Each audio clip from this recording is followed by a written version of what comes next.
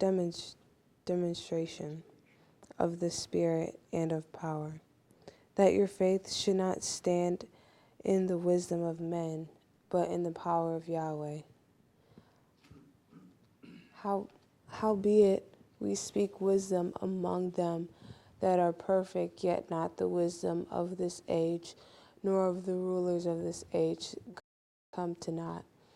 But we speak the wisdom of Yahweh hidden in a mystery which Yahweh hath ordained before the ages until our glory, which none of the rulers of this age knew. And was given to him by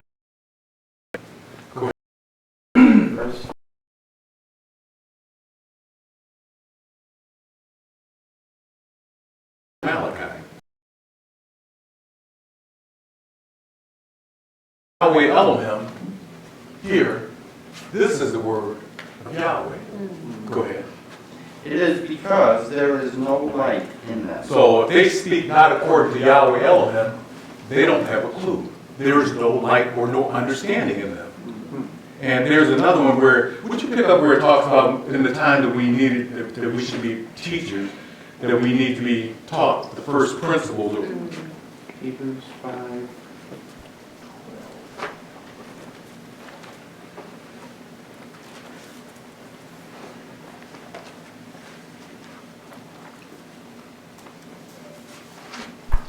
Hebrews 5 and 12. Go ahead. For when for the time ye ought to be teachers, ye have need that one teach you again, which be the first principles of the oracles of Yahweh. So what we want to do is, or what Yahweh has caused me to do is stick with the basics. He doesn't need my theories, opinions, and imaginations. Because if that's the case, then we're no better than what's out there in the churches or in the streets. What we want to share is what thus saith Yahweh. And that's what, and I think I'm not sure what the time period was. I was reading one transcript where it talked about where Dr. Kinley has mentioned that he had spent some 40 years in relating the things that he had seen in the vision. Now, I don't know the total time. I'm sure it's easy to figure out how long Dr. Kinley preached the gospel, but I'm sorry, 45 years. it was 45 years. And he didn't change. He didn't embellish. He gave it to us the way that Yahweh delivered it to him. And that's what we want to do is when you talk about, they say that we only retain 10% of what we hear. And that's the concrete. We don't want, we want to give back that which we understand. If it's a little bit, that's fine. Okay? Go ahead. For when for the time ye ought to be teachers, ye have a need that one teach you again, which be the first principles of the oracles of Yahweh. So we want to make sure that we understand the first principle, not go off into a tangent and put in our theories, opinions, and imaginations. And it's interesting that, this is the chart. So you have Moses talking about Yahshua. So it was by, go ahead, read that again for me. And beginning at Moses and all the prophets, he expounded unto them in all the scriptures the things concerning himself. So Moses was writing about Yahshua some 1,400 years before. Okay, did I have anything else out? Okay, so what I'm going to do is be obedient and go back to Moses. Surprising, huh? Here, this is what we call our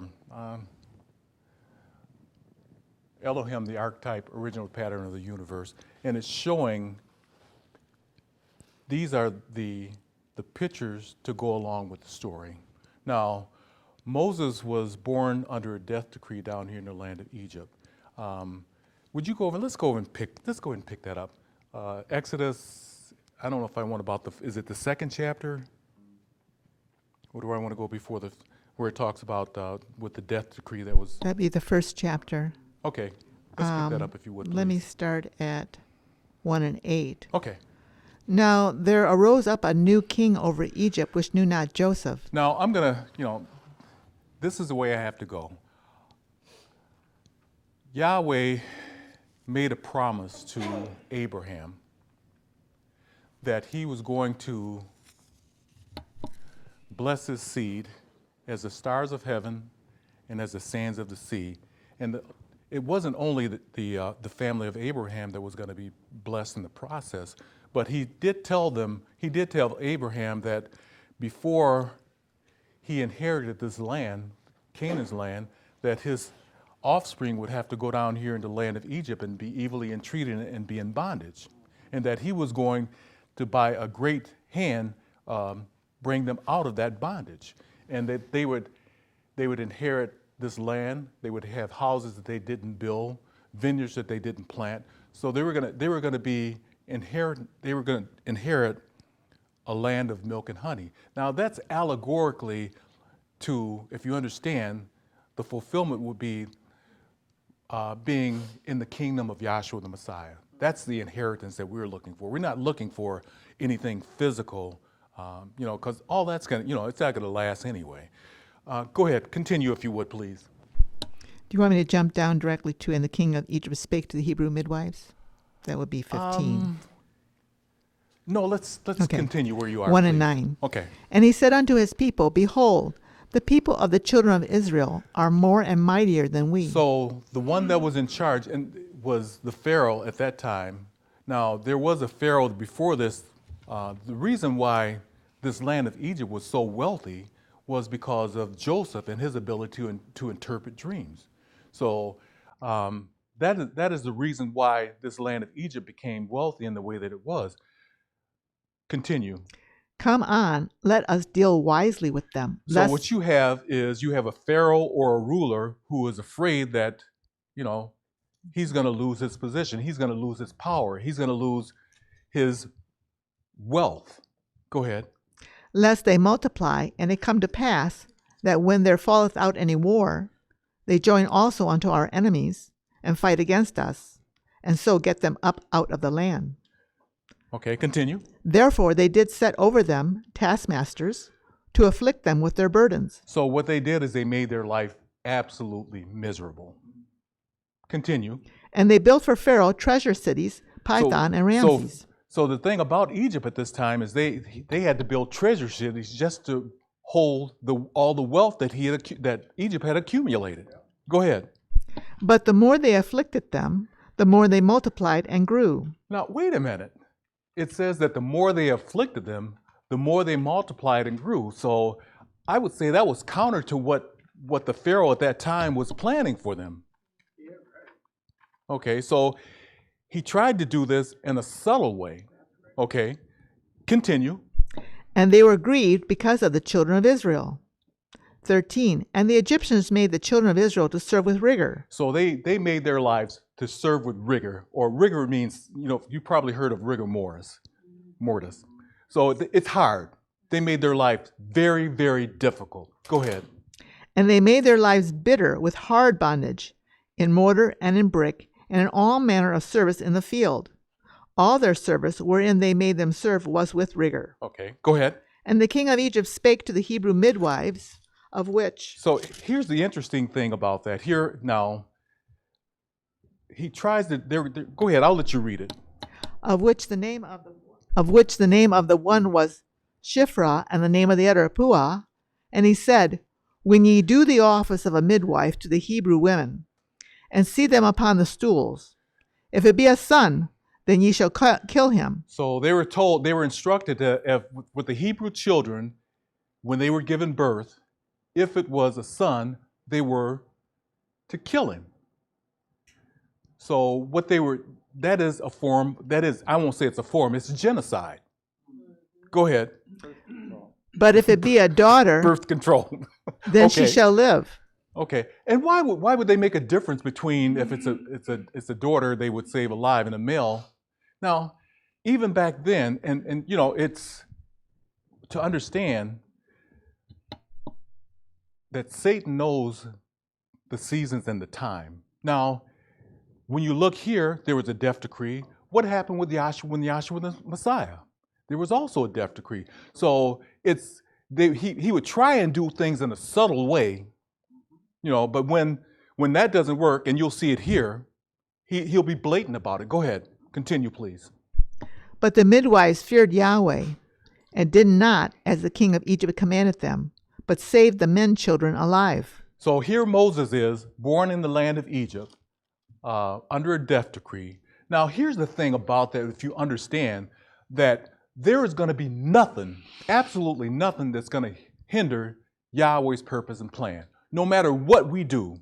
Now we can either go along with the program or you can oppose it if you want to your own destruction. And I'm not picking on, I'm not pointing at anyone. That's just the way that Yahweh is. I mean, we see the evidence. We see how he has done it throughout the ages and dispensation. Things are not going to change now. Go ahead. And the king of Egypt called for the midwives and said unto them, Why have ye done this thing, and have saved the men children alive? And the midwives said unto Pharaoh, Midwives, they're going to kind of give a diplomatic answer. Go ahead. because, that's my words, okay? But go ahead. because the Hebrew women are not as the Egyptian women, for they are lively and are delivered ere the midwives come in unto them. Okay. Now, go ahead and I think where I want you to, maybe it's just going to, if you could just continue on, because I know he tried to do it undercover. He tries to do things subtly, but he has no problem when it's necessary to get in your face and make his intentions absolutely known, apparent. Okay, go ahead. Therefore Yahweh dealt well with the midwives, and the people multiplied and waxed very mighty.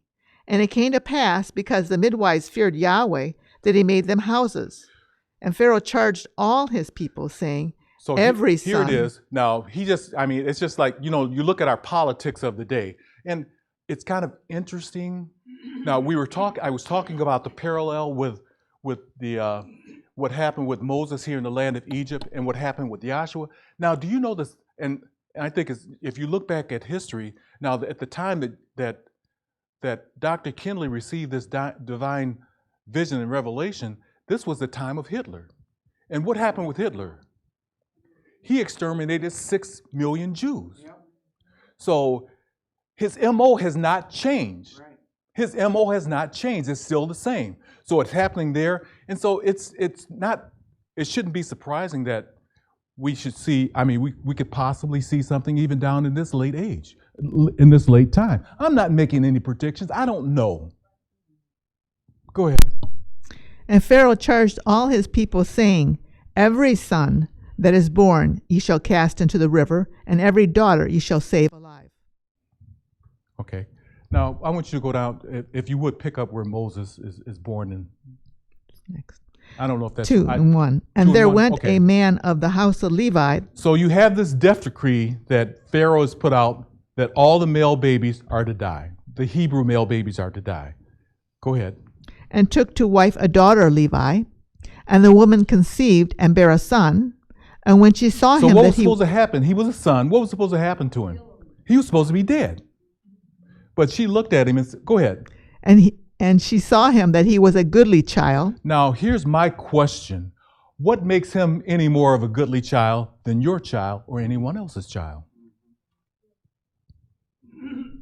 Go ahead. She hid him 3 months. And when she could not longer hide him, she took for him an ark of bulrushes, and daubed it with slime and with pitch, and put the child therein, and she laid it in the flags by the river's brink. When you listen to this, to what happens, it says that when she took the child and put him in this ark, and she laid him by the flags of the river Nile. Now, in the movie The 10 Commandments, what happens with the baby?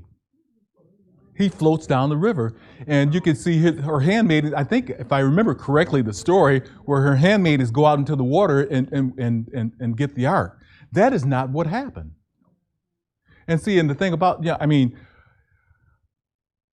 go ahead. So she places him.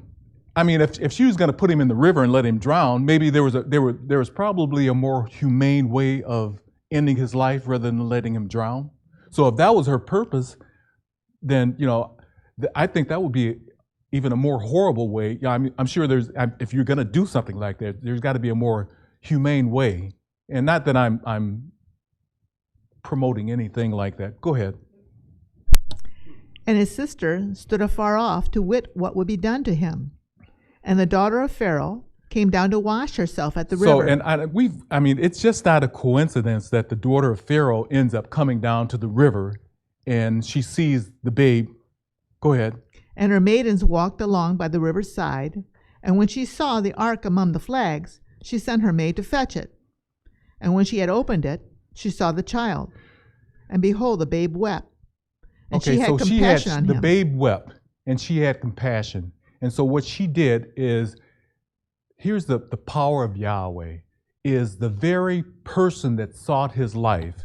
He ended up, Moses, who Yahweh is going to use to deliver the children of Israel out of the land of Egypt, he is raised up in Pharaoh's household. The one that threatened his empire. Go ahead. 6. And she had compassion on him and said, This is one of the Hebrews' children. Then said his sister to Pharaoh's daughter, Shall I go and call to thee a nurse of the Hebrew women, that she may nurse the child for thee? Okay, so here's what you have. You have you have Moses growing up in the household of Pharaoh. Now, and he is living the life. I mean, if you would. I mean, he's a prince of Egypt. Would you go over and pick up, if you would, please. 11th verse, 2 and 11. And it came to pass in those days when Moses was grown, that he went out unto his brethren and looked on their burdens. So you have Moses going out here, and I'm sure that the situation hasn't changed. They're still under heavy bondage. They're slaves. And so Moses goes out and he does what? And looked on their burdens. He looks upon the burdens of his Hebrew brethren. Go ahead. And he spied an Egyptian smiting a Hebrew, one of his brethren. And he looked this way and that way. The question is, why would Moses identify this Hebrew as one of his brethren?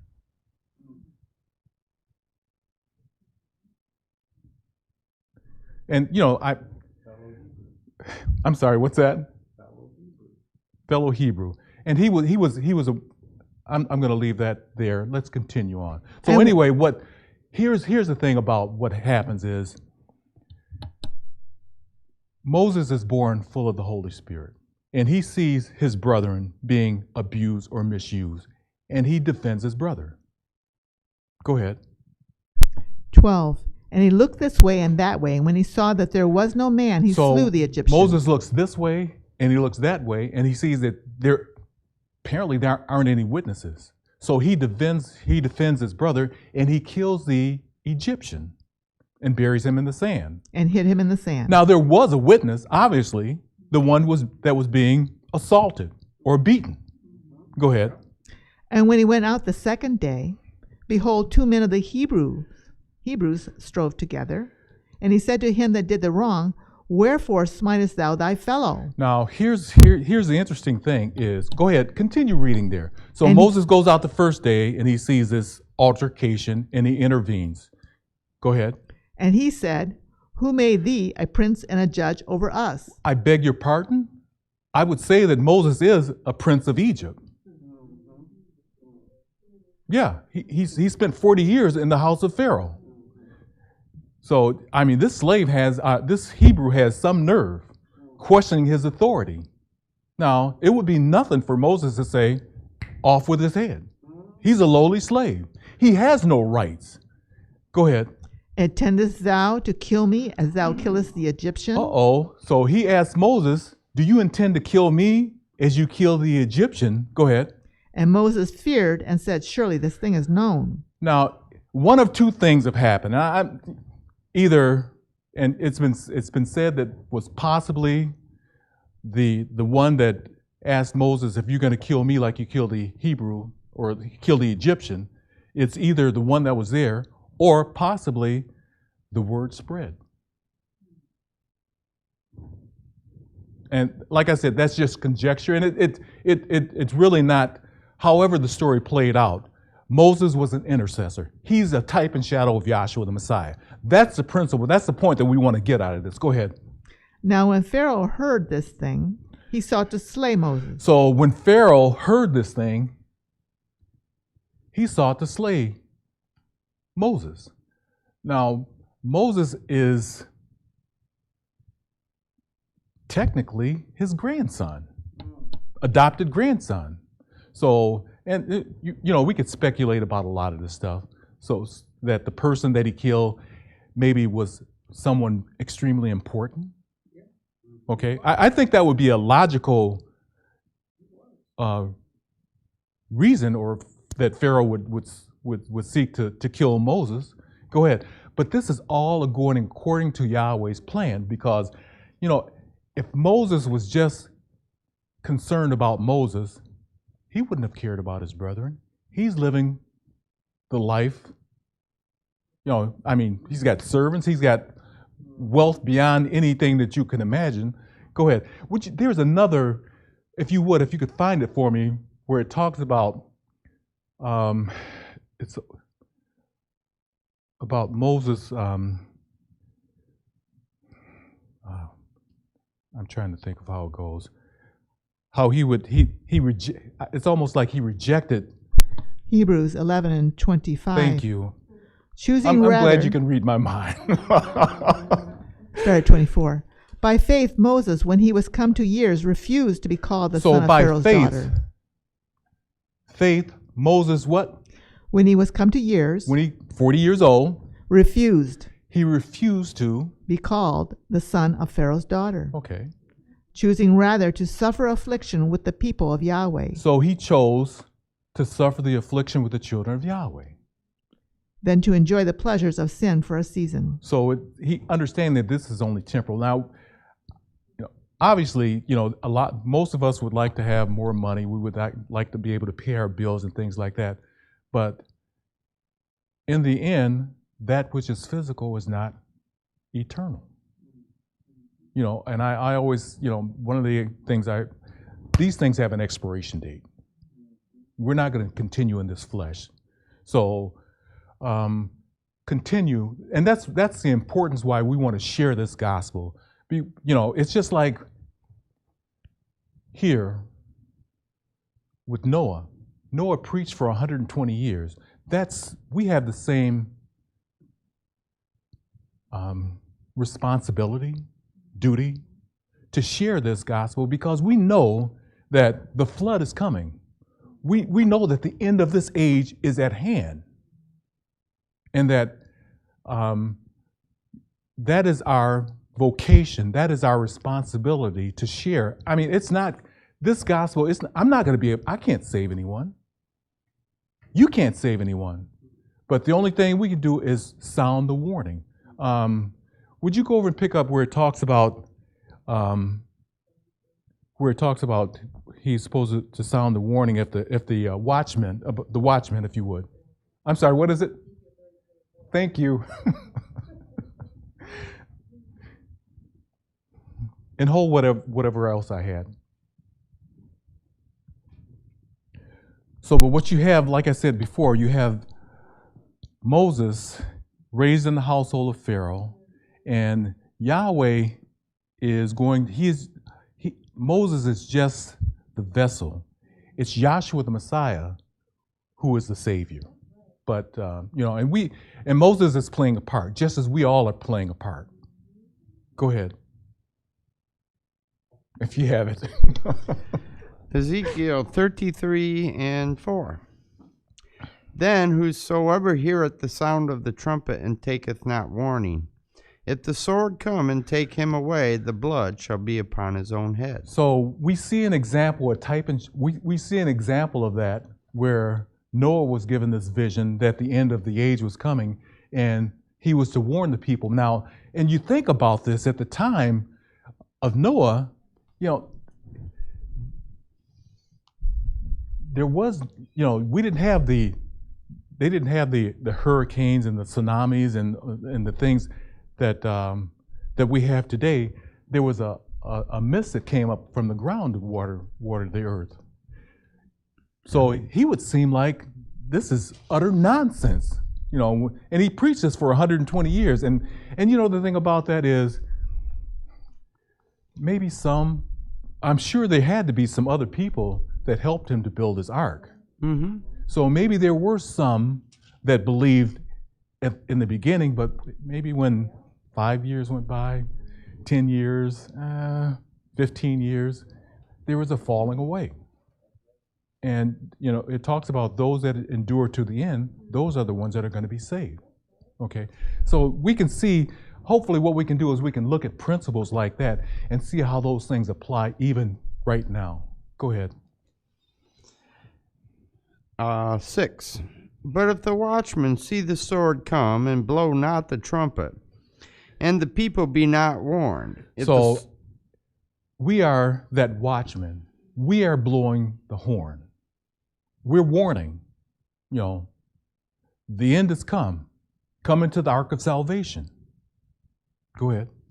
And the people be not warned, if the sword come and take any person from among them, he is taken away in his iniquity, but his blood will I require at the watchman's hand. So what happened is, by Noah preaching, he took the blood off of his head and put the responsibility of their deaths on the people's head. So we're in principle doing the same thing. Not that we wish anyone to perish. Go ahead. 7. So thou, O son of man, I have set thee a watchman unto the house of That's Israel. sufficient there. Okay. What else do I have out, Gross? Go ahead. Exodus 2:15. Now when Pharaoh heard this thing, he sought to slay Moses, but Moses fled from the face of Pharaoh and dwelt in the land of Midian, and he sat down by a well. Okay, so what happens with Moses is he leaves this, he's a wanted man in Egypt. So he leaves and he's out here in the wilderness of Sinai. Would you go over and pick up, I'm gonna skip ahead. So basically what happens is, with Moses, he, go ahead and read it since we're right there, about the women at the well, please. 16. Now the priest of Midian had 7 daughters, and they came and drew water and filled the troughs to water their father's flock. And the shepherds came and drove them away. But Moses stood up and helped them and watered their flock.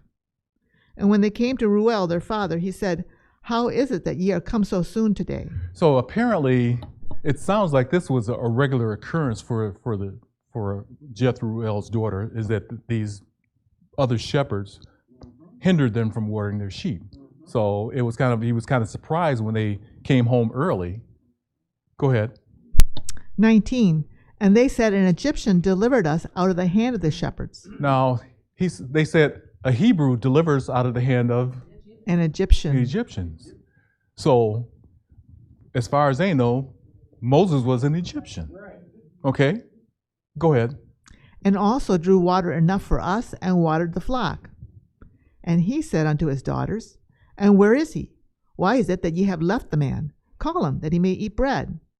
And Moses was content to dwell with the anyway, man. what happens with Moses ends up being a shepherd of his father-in-law's sheep. Now, we're looking at principles, types and shadows, allegories. Now, Yahshua the Messiah says, well, would you pick it up where it talks about his sheep know his voice?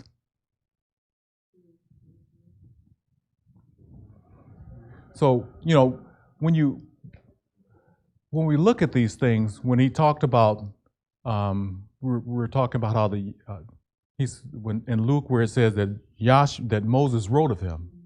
Now, this is another occurrence or an instance where Moses was a shepherd of sheep. Yahshua was a good shepherd.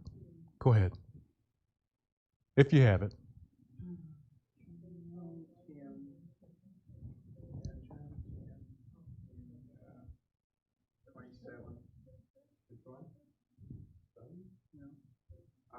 Then Yahshua said unto them, John 10:7.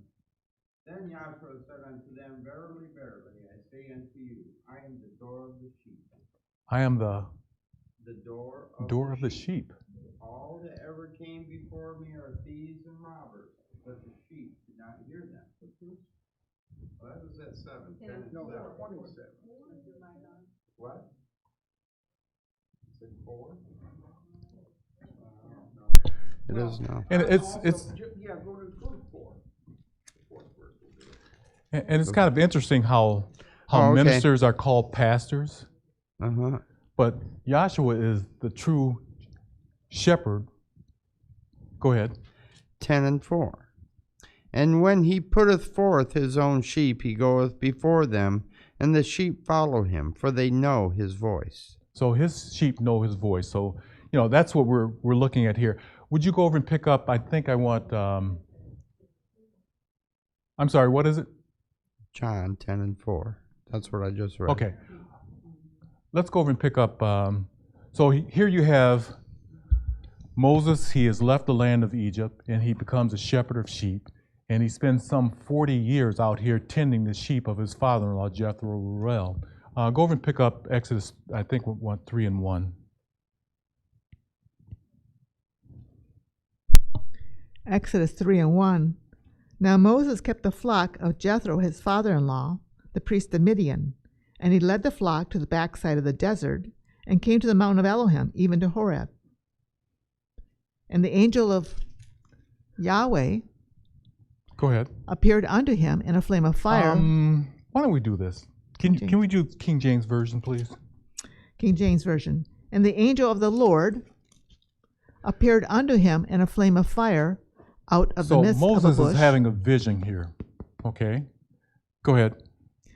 And he looked, and behold, the bush burned with fire, and the bush was not consumed.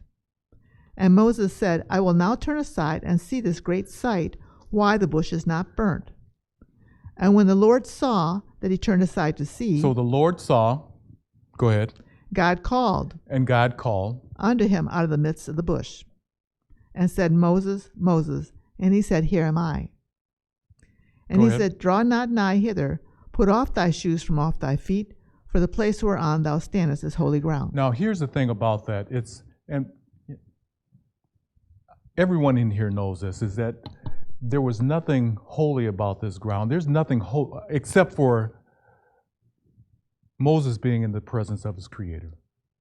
That's the only thing. When you look at the land over there in Jerusalem, there's nothing, they call that the Holy Land. But there's nothing about that physical ground that makes it holy. Go ahead.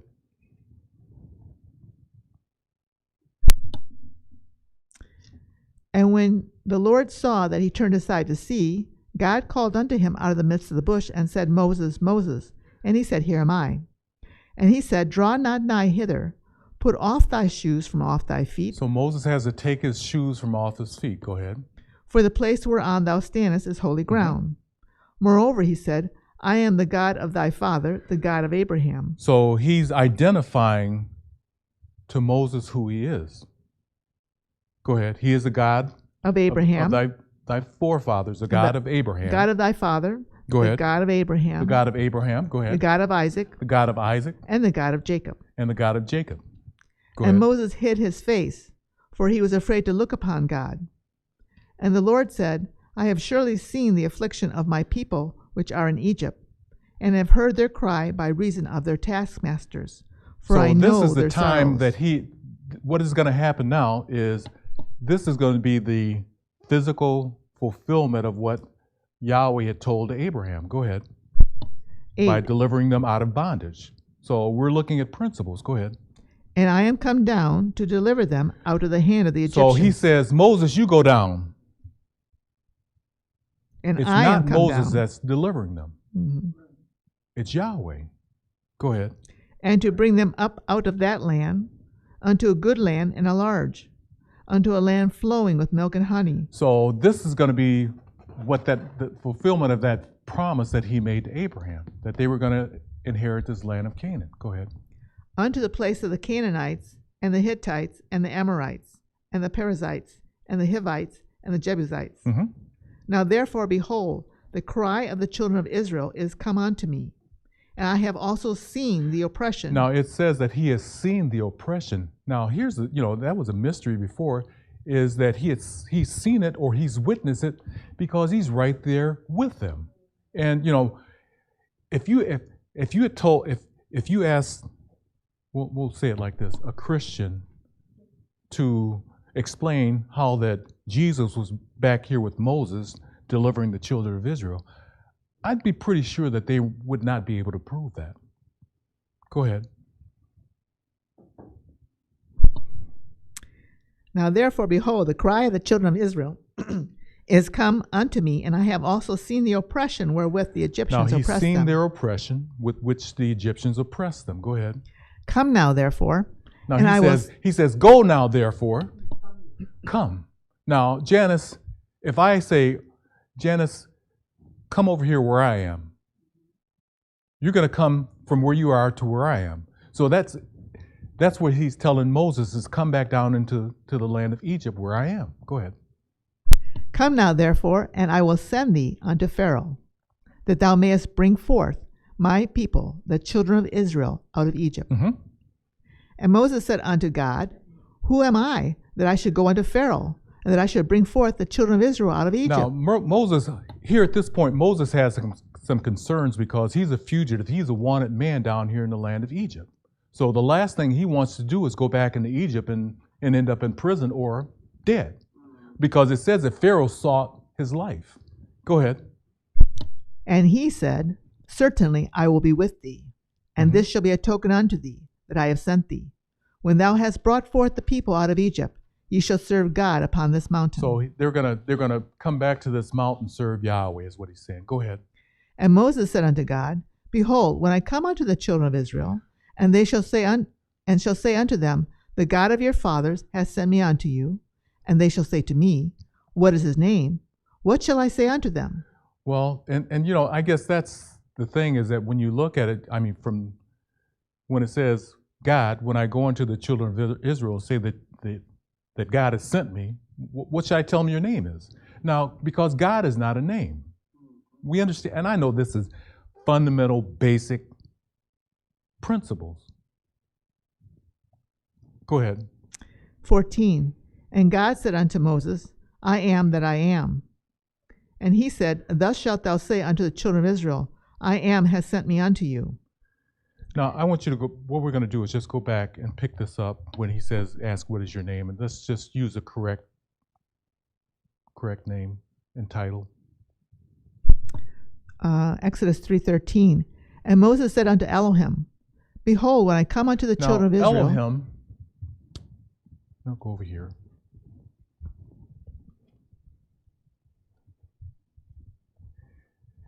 In the moderation, Elohim is a title that our Creator chose for himself. It's not a label that we put on him. Now, you know, no one gave anyone the right to name the Creator. He named himself. Go ahead. And Moses said unto Elohim, Behold, when I come unto the children of Israel, and shall say unto them, The Elohim of your fathers hath sent me unto you. So, that the Elohim of your fathers have sent me unto you. Go ahead. And they shall say to me, What is his name? What shall I say unto them? So we understand that God, just if you understand and read your Bible, you understand that God is not a name. Go ahead. Simple, basic principles. Go ahead. And Elohim said unto Moses, Aya, Asher, Aya. So what Yahweh says unto Moses is Aya, Asher, Aya.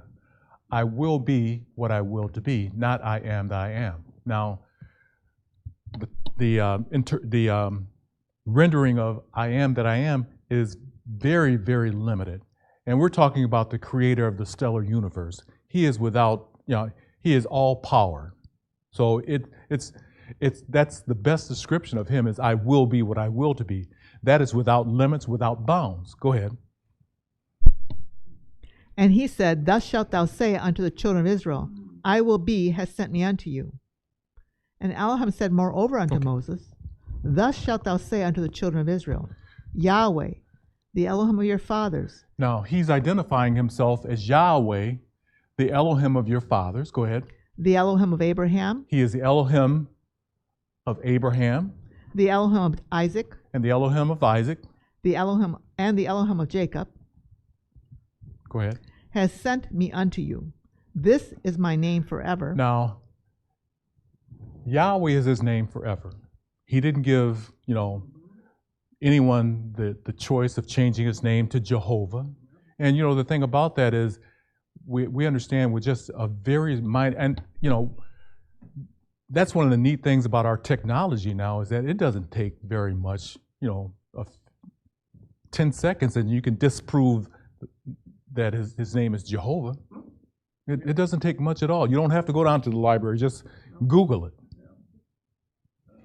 But he says, this is my name until you decide to change it to Jehovah, God, Allah, Buddha. No. Go ahead, if you would, please. Thus shalt thou say unto the children of Israel, Yahweh, the Elohim of your fathers, the Elohim of Abraham, the Elohim of Isaac, and the Elohim of Jacob, has sent me unto you. This is my name forever, and this is my memorial unto all generations. Okay, so his name is going to be his memorial unto all generations. That's how he's going to be identified unto all generations, unto all mankind. Go ahead. 16. Go and gather the elders of Israel together, and say unto them, Yahweh, Elohim of your fathers, the Elohim of Abraham, of Isaac, and of Jacob, appeared unto me, saying, I have surely remembered you, and seen that which is done to you in Egypt. So what is happening here is we're seeing where by the strength and by the name of Yahshua, by the name of Yahweh, were the children of Israel delivered out of this dark land. Now, it's the same here, is that our salvation and our deliverance is in the name of Yahshua the Messiah, which means Yahweh is salvation. There's so much more. I mean, this is just the basic. I can share with you the little bit that I understand for sure. And it's not about focusing on the individual. It's focusing on Yahshua the Messiah and what he has shared or what he has shown, the blessings that he has given to us. And with those words, I say hallelujah.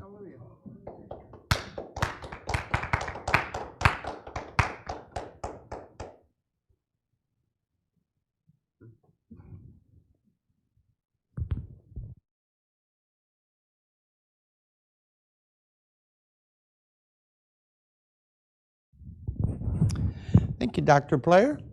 Our next speaker for this evening will be Dr. David Underwood.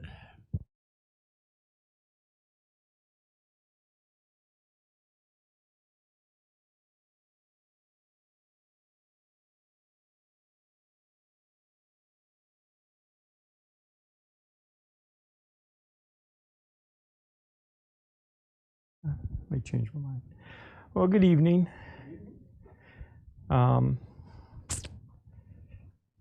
The previous speaker was letting you know that the most important, valuable part of you is your soul.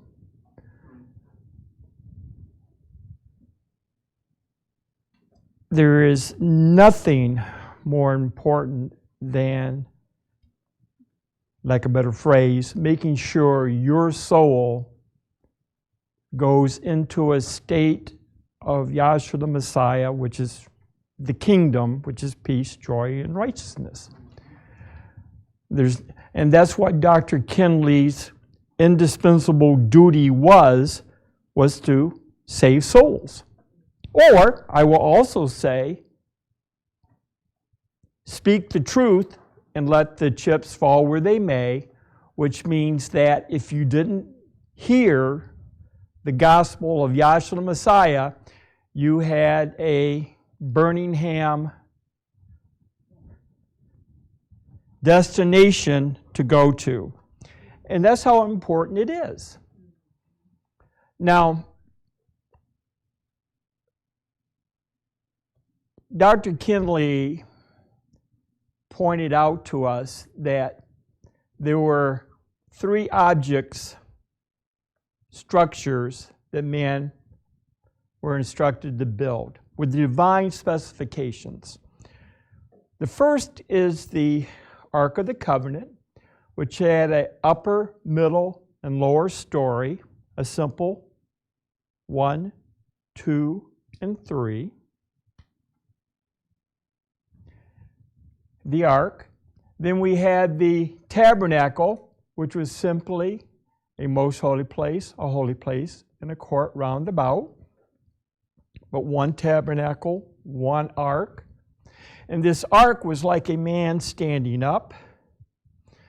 This tabernacle is like a man laying down.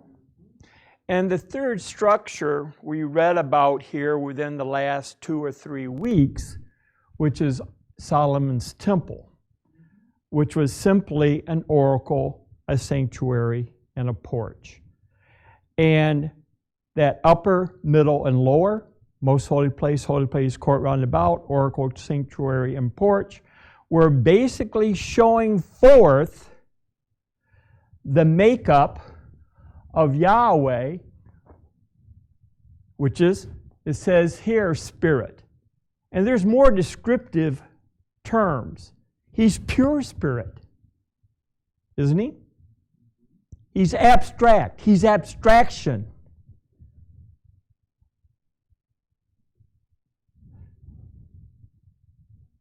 He comes into a shape and form known as Elohim, superincorporeal form. He's in an intermediate state. He's the Father. He's the Word or Son. And then for us to, lack of a better phrase, get to know Him, we have to go through Yahshua the Messiah, who was the Word made flesh. So we have a simple 1, 2, 3, and we have taken that which has been made to understand that which is spirit. And what I would like to deal with a little bit here is the temple. And we're going to need the 4th volume of the textbook.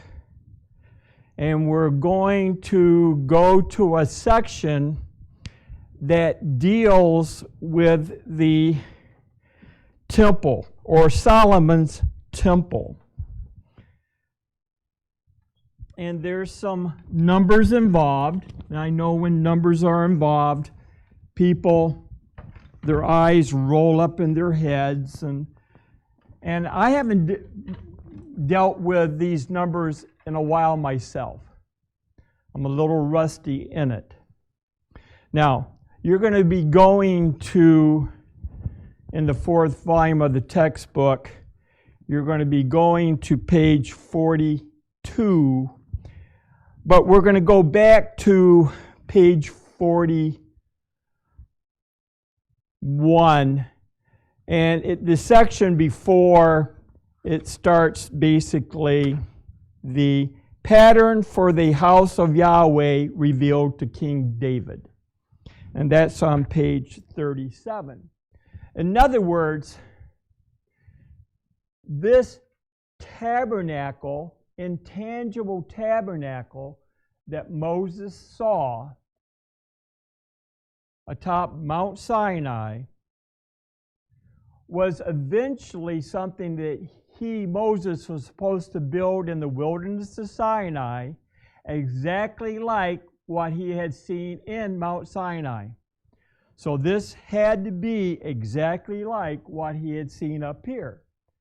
And what took place once Moses came back down at the end of his first primary trip up into Mount Sinai, or the second trip into Mount Sinai, he ends up giving the instructions of divine specifications, as Noah had divine specifications.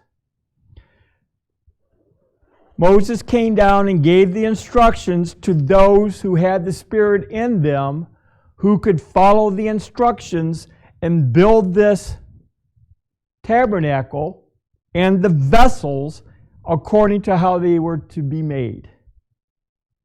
And what took place at the end of a year? What took place? They just had a tent out in the wilderness? No. What took place that was significant? The glory of Yahweh, which is symbolized by this cloud, abode between the wings of the cherubim. Right? In other words, it's like this.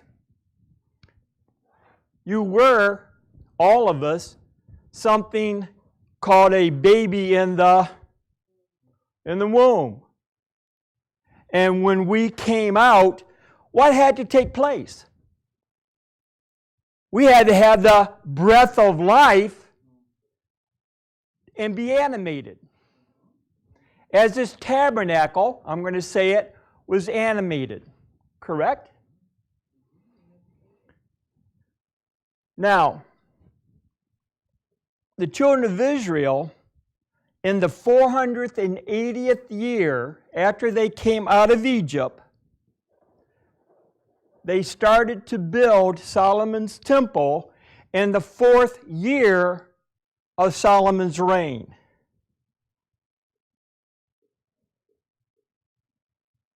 And it took primarily 7.5 years to build Solomon's temple. And please read at the top of page 41 that last sentence at the partial paragraph from page 40 itself. It's going to say basically, Hence, from the time he began to lay the foundation. Now the he is who? Solomon. Solomon. Now Solomon did not use his own thoughts and opinions of how to build this glorious structure, as Moses didn't use his concepts to build the tabernacle. It was David, Solomon's father, that Yahweh passed his hand upon David to make David understand the construction of Solomon's temple.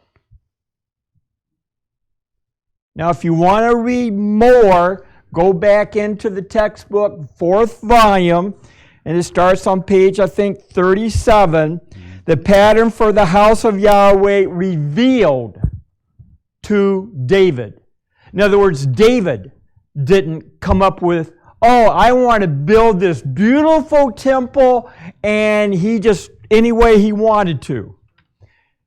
That's what we're trying to get across. Yahweh has a definite pattern in operation to help us to understand that truly there is a Yahweh, Elohim, and Yahshua in existence. All right? So, please, hence. Hence, from the time he began to lay the foundation. Now, he is Solomon, began to build, please. Lay the foundation. So, in other words, lay the foundation. Everything has to have a foundation. And this gospel of Yahshua Messiah has a foundation of who? The apostles. Isn't it the apostles? It is the apostles and the prophets. And Yahshua being the chief cornerstone. So this temple had to have a foundation. Your house has a foundation. You try to make your foundation on sand, right? You don't, do you? You normally get down to what is called bed. What? Rock. And who's the rock that we want to have our bed in? That's Joshua. Correct? Please. Hence, from the time he began to lay the foundation until the house was finished, more accurately and chronologically stated, was 7 years and 6 months. Now, Dr. Kinley goes into that in the textbook. And I'm not going to try to explain it because it's dealing with the Hebrew months and trying to figure out, well, if it started in Abib here and it went over to Yule here, we have this many months there. I'm not going to try to go through all of that because it's not an easy thing to do. But if you really want to understand it, it is there in your textbook. That's the important thing. Because some people say, hey, that's easy. I understand that pretty well. But just try to remember that it was 7.5 years that the temple was in the building. That's an important number to remember. Now, we're going to go to the section, the last paragraph. And we're going to start there. They drew out the staves. Now, we should all remember back in Exodus, the 25th chapter thereof, that this Ark of the Covenant that was in the most holy place and other vessels, they had to have what to carry them? Staves. In other words, they just couldn't pick up with their hands the Ark of the Covenant and start moving out. They had to have staves to carry certain vessels. They had to have staves to carry certain vessels. And we know the story of when I'll just call it Dagonites and others that took the Ark of the Covenant, and then when they were returning it, because it gave them so many problems, the Ark of the Covenant gave them so many problems, that there was one who tried to do what? Keep it from falling, right?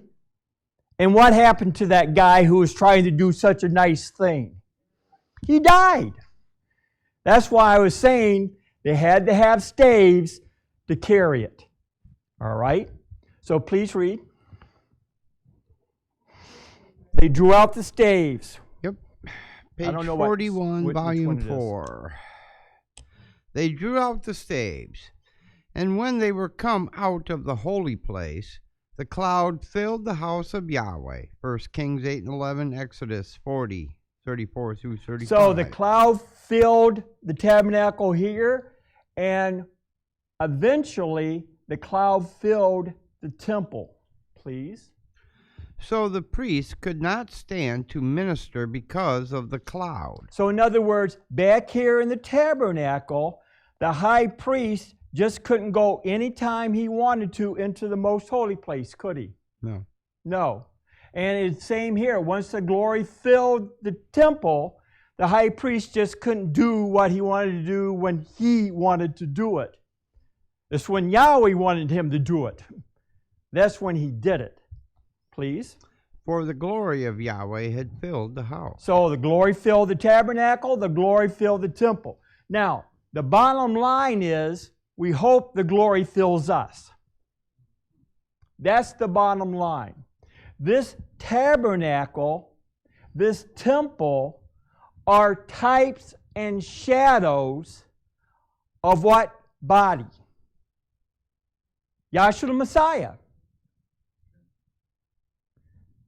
I would say this tabernacle is likened unto that physical body, and the temple is more likened unto the what? A glorified body. Right? See, we all have I'll call it weather-beaten tabernacle, don't we? But we need to have in us that glory or a more glorified body or spirit. Correct? Please read. For the glory of Yahweh had filled the house. Mm-hmm. Then Solomon dedicates the temple, keeps the Feast of Tabernacles. Now, there are 7 vocations. In other words, Yahweh, when he talks to Moses and the children of Israel, he says 7 times, are you to join yourself to me? Right? 7 times. And the Feast of the Tabernacles is one of those feasts. So Solomon, during the time of the Feast of the Tabernacle, please. Then Solomon dedicates the temple, keeps the Feast of Tabernacles, and observes the Day of Atonement. Now, there's a Day of Atonement. See, the high priest could only go into the most holy place when? On the Day of Atonement. So the high priest could only go into the most holy place of the temple when? Basically, the Day of Atonement. So Solomon observed the Feast of the Tabernacles and the what? Day of Atonement. Thank you. Please. The dedication of the Day of Atonement in the year 3000 AM. Now, this is where time gets a little crazy. See, we start over here. We look at what we call the ages and dispensations, because across the top we have ages. And then we have what are called dispensations. We have ages that are in eternity. Everything's actually in eternity, but this is age, the creative age is in eternity. The second age, or the antediluvian age, is in time. The post-diluvian age, or the third age, is in time. A very key point during between the two, which is the death, burial, resurrection of Yahshua the Messiah, very important, brings us into this fourth or present kingdom age right here. Then at the very close of that age, we're going to have the what? Revelation of Yahshua the Messiah to those who believe in Yahshua and to those that don't believe. So there, in other words, there's a resurrection unto life, and there's a resurrection unto death, damnation. All right? Then you had the fifth kingdom age and eternity or timelessness, and the sixth and seventh ages to come also. All right? So, let's look here. This should be 1,656 years, or AM. Correct? What does AM stand for?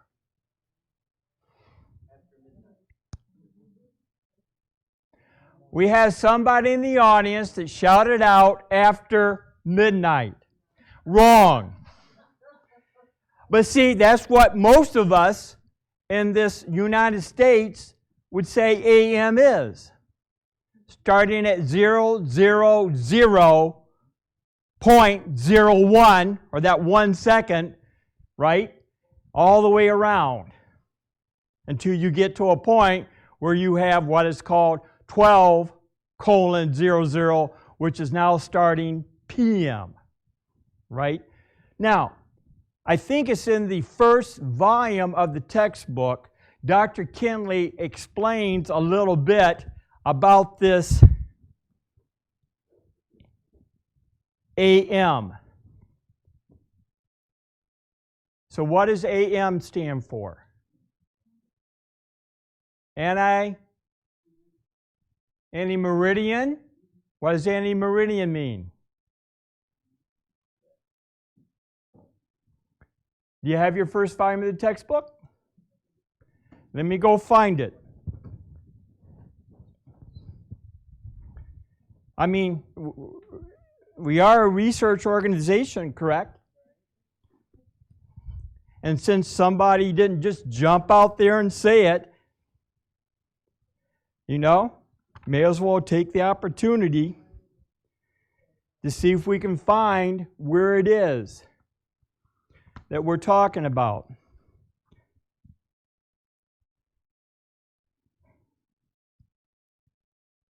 Graciela, look around page 7 of the first volume. Tim, if you have it, look around page 7, look around page 8. It's somewhere in there, I think. It's been a while. All right? It's been a while since I've had to deal with it. But let me go back here. So we have 1,656 years to the flood. Then there's a period of time to this event where the law of cardinal ordinances were spoken down into the hearing of the children of Israel. Now, they use what is called 1490, BY or BBY. Now, that means before Yahshua the Messiah. Before the birth of Yahshua. But in my understanding, it was 2513 years from Adam down to when the law was spoken. Does anybody disagree? From the end of creation. And there's more to be gotten into to make it 2520. Huh? Anno Mundi. And that means what? Year of the world. Now, if you just want to be good old carnal minded, after man. All right? That's a way to potentially help you to remember. Yeah, it's a Latin term. All right? Antemeridium is after midnight. All right? So, please continue reading back there in the 4th volume, if you would. The dedication of the Day of Atonement in the year 3000 AM. So now we have from Adam to, I'm just going to put Solomon's temple is what? 3,000 years. Correct? Mm-hmm. Or 1,000 years from BBY. Yahshua. In other words, we have a line going this way, and we have 3,000. And then we have a line going this way. We have 1,000. Or we have a total of 4,000, don't we? Why do we have a total of 4,000 years? Well, why did Yahshua Messiah had to come in at a specific time? He just couldn't come in any old time. Yahweh set it forth for him to come in. Well, let's look at the days of creation. We have the first day of creation, where Yahweh basically divided the light from the darkness. Second day, he divided the waters, correct? Third day, he divided the land, or the waters. The land appeared, and up came vegetation. And then the fourth day, what took place? He put the sun, the moon, and the stars, the sun, the moon, and the stars in the heavens for times, days, months, years, and seasons. Correct? So, this S-U-N is only a type and shadow of the S-O-N of Yahweh. So if the S-U-N of Yahweh was brought in on the fourth day, and if you go over to, it says 2 Peter 3:8, hey, a day with Yahweh is what? 1,000 years. So the first day would be 1,000. The second day would be 2,000. The third day would be 3,000. And the fourth day would be 4,000. So with that S-U-N being a type and shadow of the S-U-N of Yahweh, Yahshua had to come in the 4,000th year. Okay?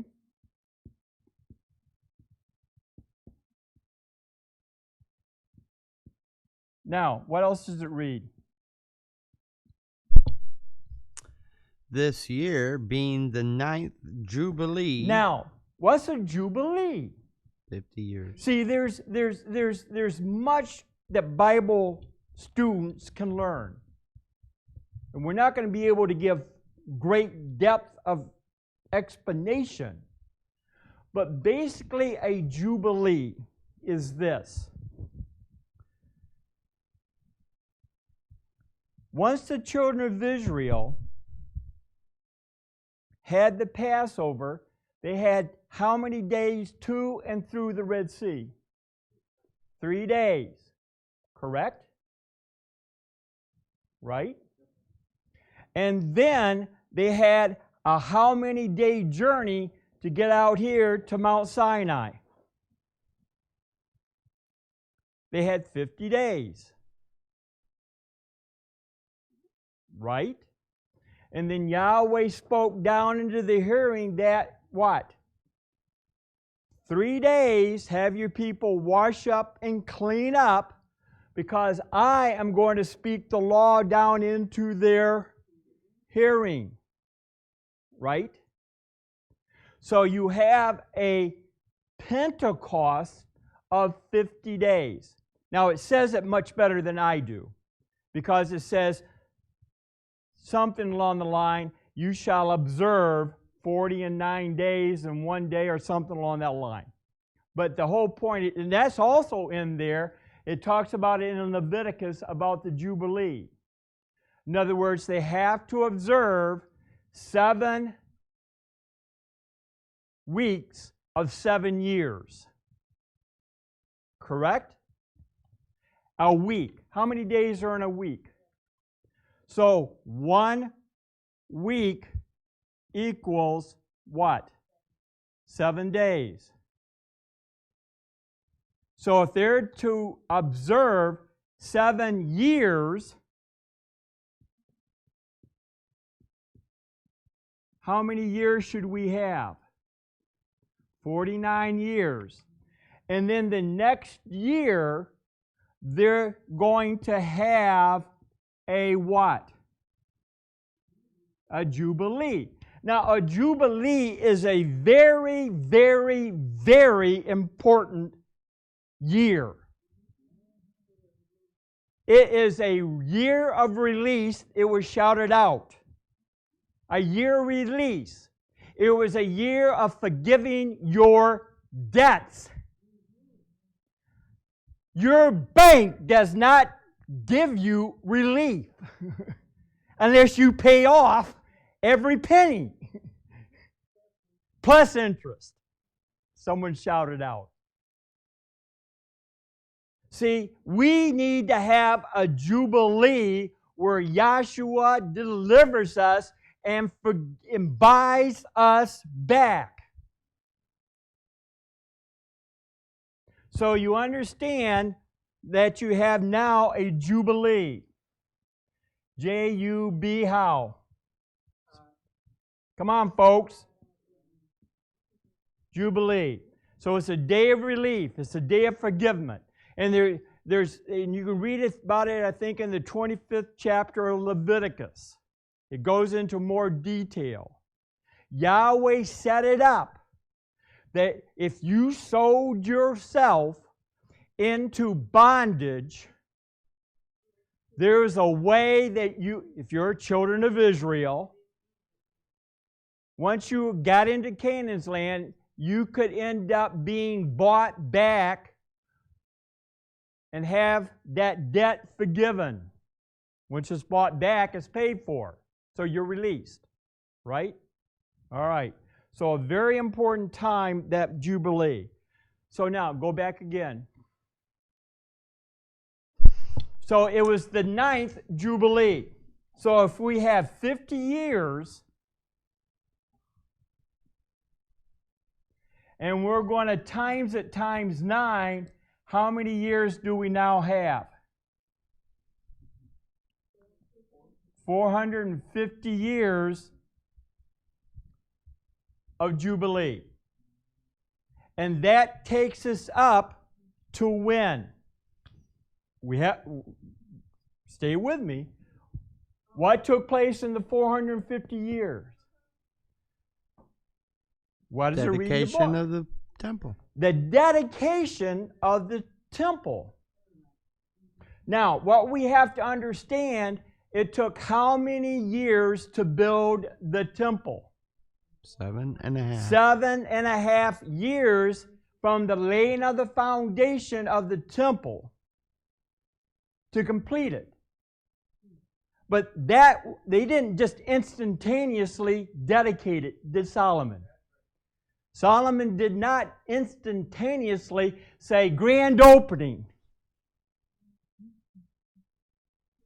See, it took time before the dedication to get to that point where you had the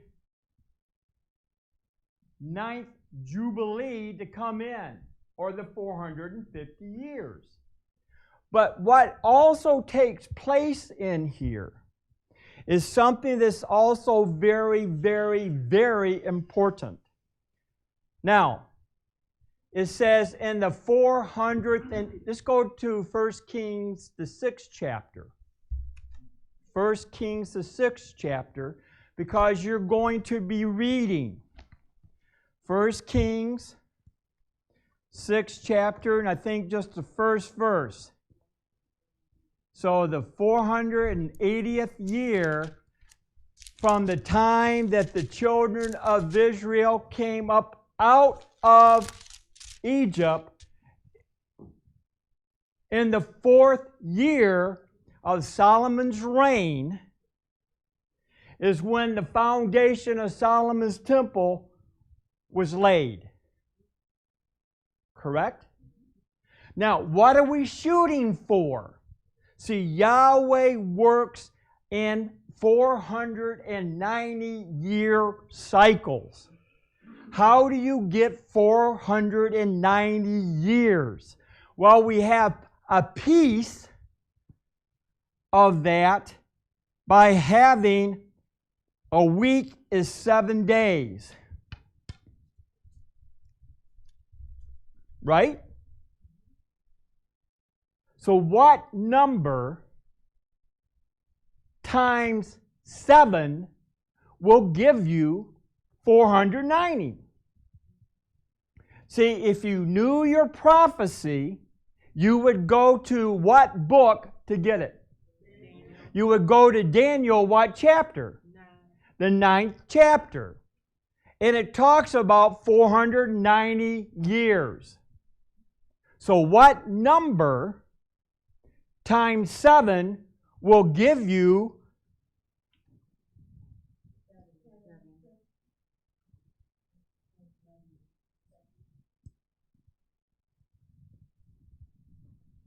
my math correct?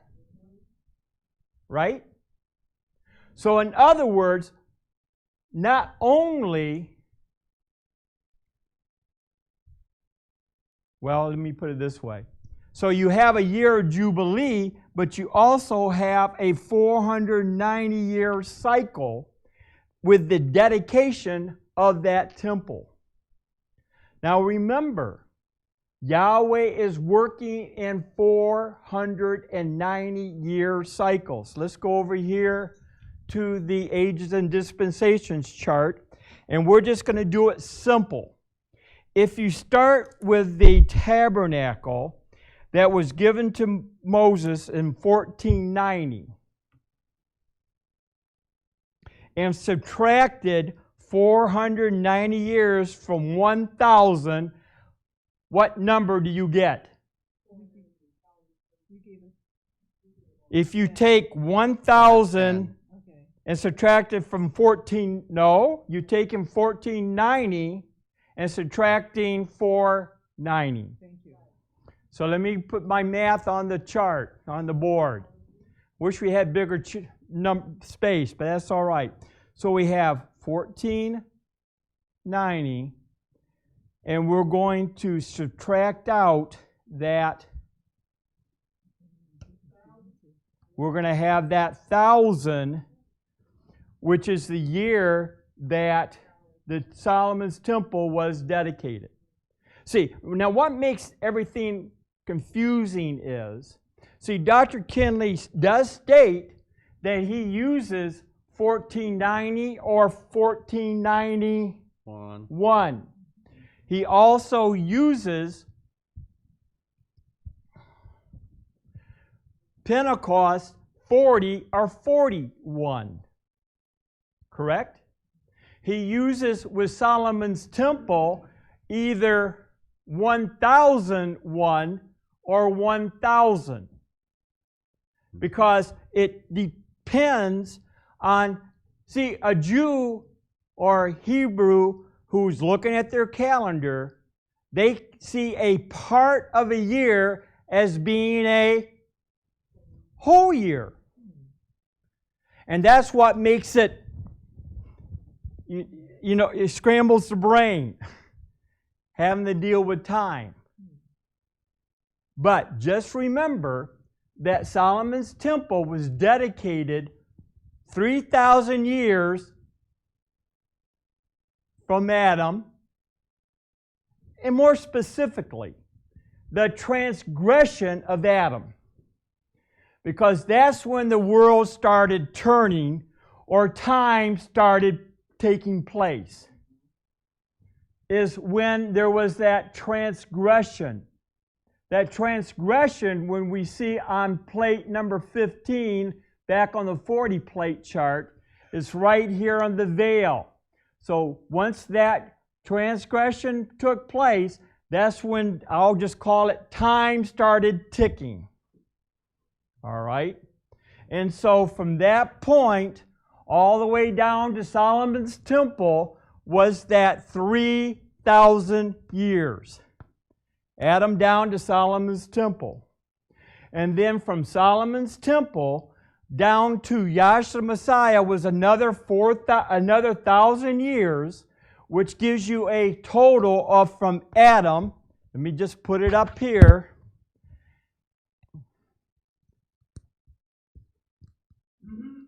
I'm just going to call it Adam's transgression.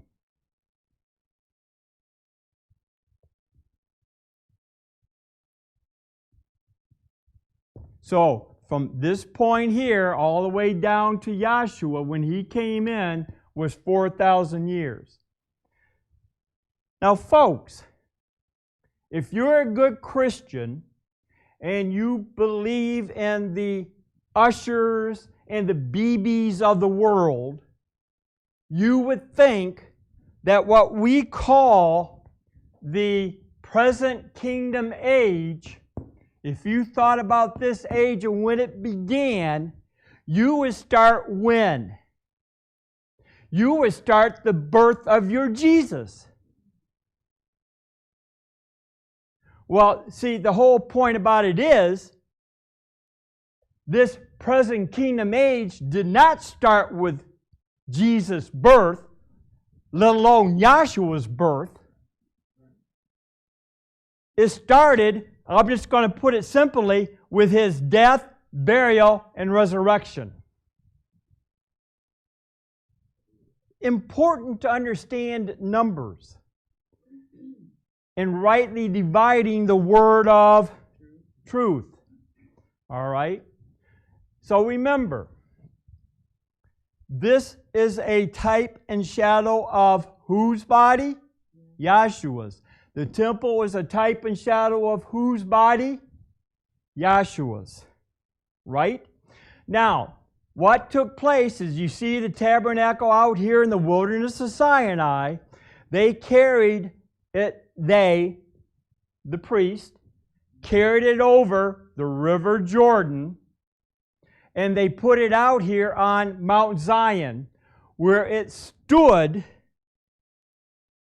until the Solomon's temple was completed, and they started to take the most important vessels and put them into the temple. Mm-hmm. In other words, this. The skin and hair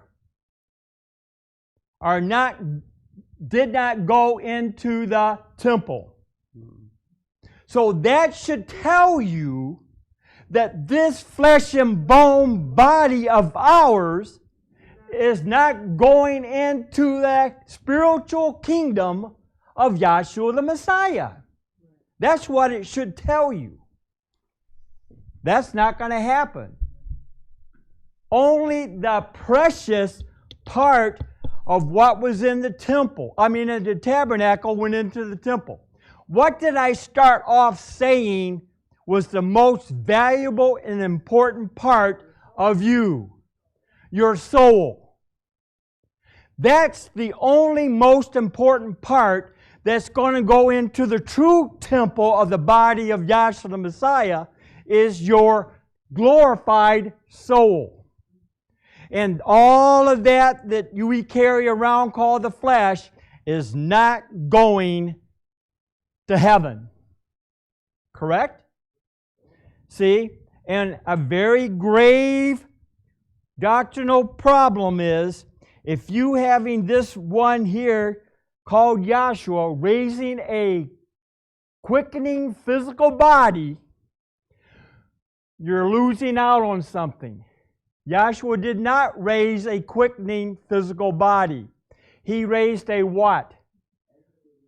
A life-giving spirit. What did you say, Graciela? You forgot. He was made a quickening soul. A quickening spirit. He was also quickened, our soul. So here, Yahshua, he was planted a what? A physical body, but he raised a spiritual body. Folks, we only just touched on part of the numbers that deal with Solomon's temple and how it can show you something about the purpose, pattern, and plan of Yahshua the Messiah. So hopefully something was said that will stir up your pure mind to get into the book and find out if what I said is a bunch of bunkum or if it was the truth. Because I may stand up here and sound like, hey, this is it. But you need to know it for sure. Not what I know for sure. Does that make sense to you? So thank you. I guess it needs a board.